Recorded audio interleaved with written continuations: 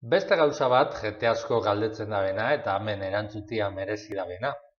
Gaur arratsaldeko pazientiak esandakua. Jo, zenbat jente dabil, harrigarria da zenbat jente dabilen, ni dakaten honekin. Eta gauzia da, bizitzan sasoiakin zer ikusitza edukitzen da bela horrek epidemia. Ustezko epidemia batekin baino gehiago. Kontuan hartizue, gaztiak garan bitxartian, eta gazte esan gura dut, ikasketekin, formakuntza profesionalian, eta unibertsidadian, eta holako gauzetan,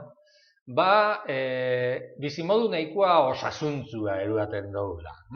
Parrandak, moskorraldixak eta horrek kenduta, nahikoa ondo etortze jako korputzai bizimodu aktibo eta kirola normalian, jolasian ibiltze hori. Baina, jente guzti horrek, gitxi gora bera, jente multzo horrek, amaitxu etxen dau bere ikasle bizimodua eta biharrian hasten da. Biharrian hastia askotan esan gure dau, kirol eta aktibidade fizikuak indakan gauza pilo bat lagatzia.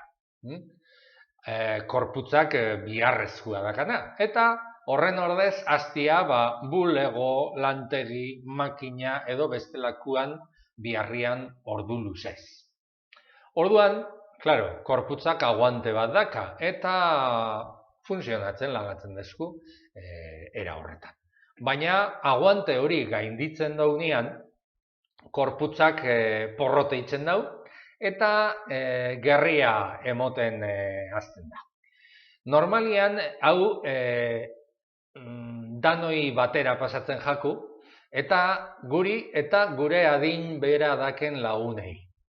Horregaitzik, euki geinke irudi hori, bapatian, eta momentu jakin batetik aurrera, jente guztia hasi dala, gerriko minakin, jente guztia hasi dala tendinitisekin eta bestelako arazoekin. Eta ez da epidemia bat, da, simplemente zu eta zure lagunak adin beretzua dakazuela eta batera hasi zariela gaixotzen.